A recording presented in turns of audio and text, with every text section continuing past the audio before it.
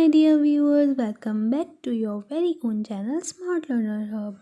In today's video, we are going to continue our NCERT series, Chapter 11, Building, Painting and Books for Class 6, History. In this chapter, we are going to learn about many things. So, without wasting time, let's get started. तो बच्चों आप लोगों का chapter start होता है। एक बच्चे की पिक्चर दे रखी है, मरुत्समी एंड द आयरन पिलर। वो बच्चा जो है बहुत खुश होता है, एक्साइटेड होता है, क्योंकि वो अपने भाई के साथ व्हील चेयर पे कुतुब मीनार देखने जा रहा होता है। तो जो उसका भाई होता है उसको व्हील चेयर पे रेतीले पथरीले जगहों पे से गुजारता हुआ कुतुब मीनार और आयरन पिलर को दिखाने के लिए लेके जाता है।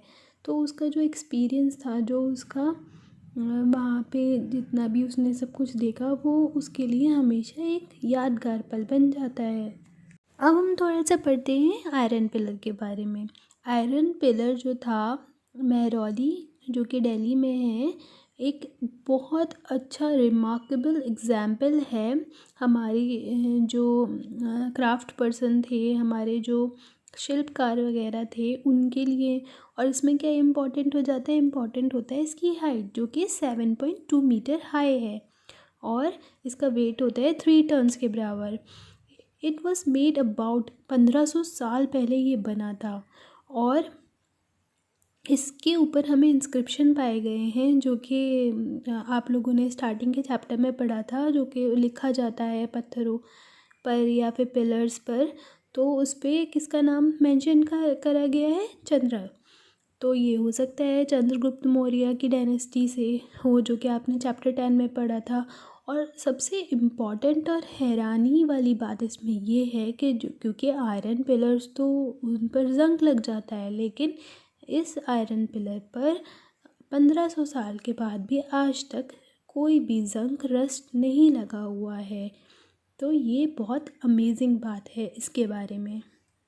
अब हम समझेंगे मेटलर्जी क्या होता है। मेटलर्जी क्या होता है कि एक या एक से ज़्यादा धातु को मिलाकर एक नई वो बनाई दी जाती है, तो उसको मेटलर्जी कहते हैं। इंडिया के मेटलर्जिस्ट जो थे उन्होंने एक बहुत बड़ा कंट्रीब्यूशन दिया है हमारी हिस्ट्री पूरी दुनिया की। जो आर्कियोलॉजिस्ट थे उन्होंने जब इवैक्यूएशन किया था, मतलब ज़मीन की खुदाई करी थी, और हड़प्पन सिविलाइजेशन के टाइम पे वहाँ पे जो क्राफ्ट्समैन थे और क्राफ्ट पर्सन्स जो थे उनको बहुत नॉलेज थी कॉपर मेटलर्जी की। और उन्होंने क्या क्या मैन्युफैक्चर किया था, उन्होंने ब्रॉन्ज़ को मैन्युफैक्चर किया था, जिससे कॉपर और टिन को मिक्स करके बनाया जाता है।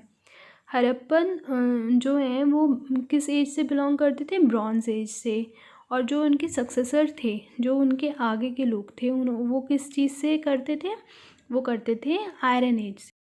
तो इससे हमें ये पता चलता है कि हड़प्पन सिविलाइजेशन के टाइम पे, जो कि जैसे कि हमने पढ़ा था, वहाँ पे आयरन का यूज़ नहीं था। इसके बाद आयरन का यूज़ हुआ है वैदिक पीरियड के बाद में। अब हम पढ़ेंगे buildings in bricks and stones. Building जो कि ईंटों और पत्थरों की बनी हुई थी। जो हमारे क्राफ्ट पर्सन थे उनकी जो स्किल्स थी वो बहुत, मतलब जो वो लोग बनाते थे बहुत खूबसूरती से बनाते थे, और वो किसके फॉर्म में पाए जाते हैं, स्टूपास के। अब स्टूपा क्या होता है, स्टूपा का मतलब होता है मॉन्ड। While a big and small, वो बड़े भी हो सकते हैं छोटे भी हो सकते हैं, और उनके कुछ फीचर्स जो हैं वो एक जैसे होते हैं।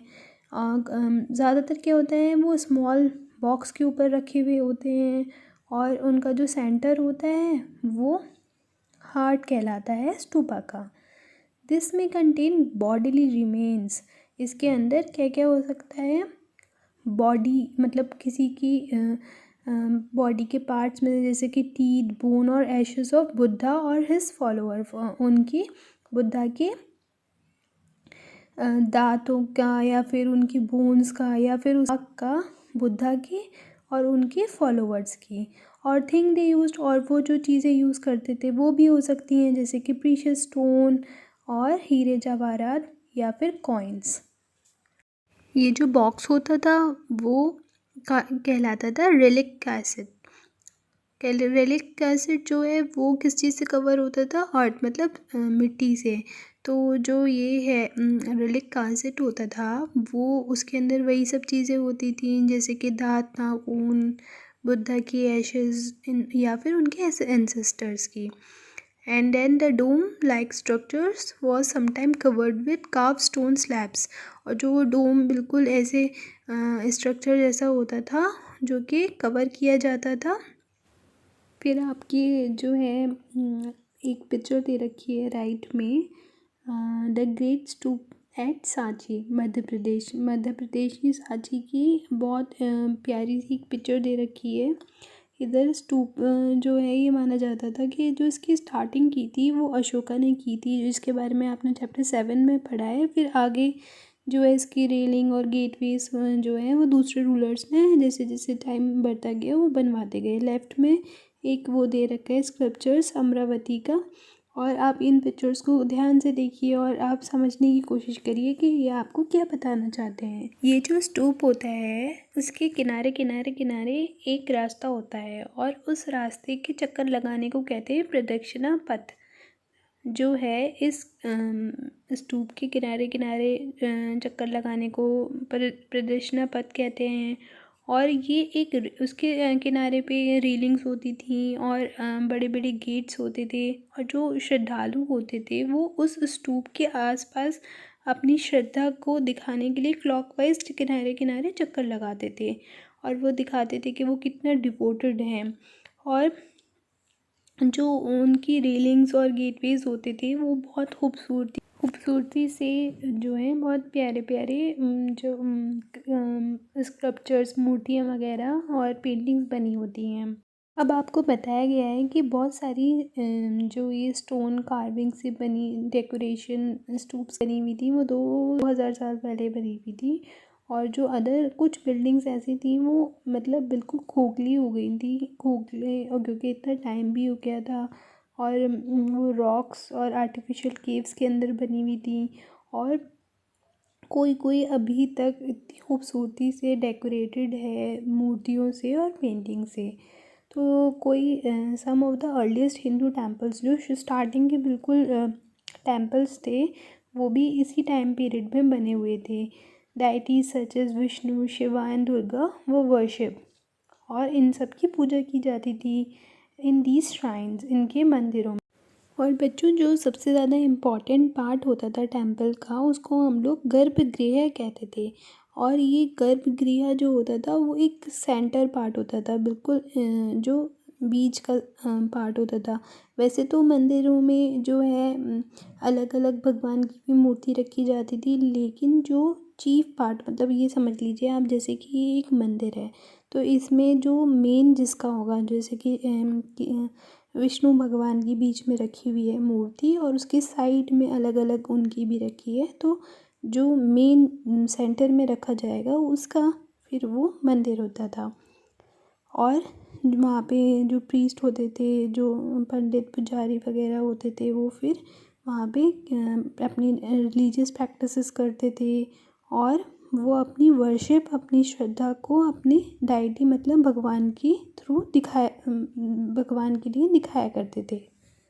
जैसे हम लोगों ने अभी गर्भगृह के बारे में पढ़ा, ऐसे क्या होता था ज़्यादातर भीतर गांव में एक टावर बनाया जाता था जिसका नाम होता था शिखारा। मतलब जैसे कि जो गर्भगृह हमने पढ़ा था जो सेंटर पार्ट होता था उसके ऊपर एक टावर बनाया जाता था और उसको एक सेक्रेड प्लेस के तौर पे मार्क कर दिया जाता था।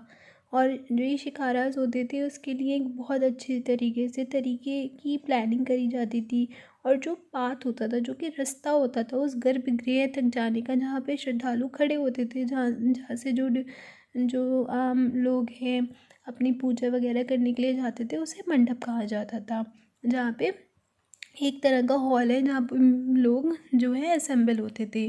तो आप लोग पिक्चर्स देख सकते हैं अपनी बुक में कि महाबलीपुरम और आईहोल में मैप 7 में भी दे रखा है, वहाँ पे बहुत खूबसूरत फाइनेस्ट स्टोन टेम्पल्स जो है मौजूद हैं, और कुछ पिक्चर्स आपकी बुक में भी दी हुई हैं। ओके बच्चों, अगर आप लोगों को अभी तक इस वीडियो में कुछ समझ में नहीं आया तो आप लोग मेरे से कमेंट सेक्शन में पूछ सकते हैं।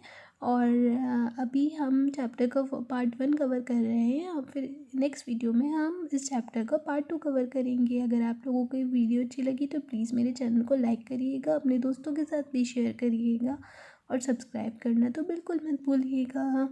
थैंक्स।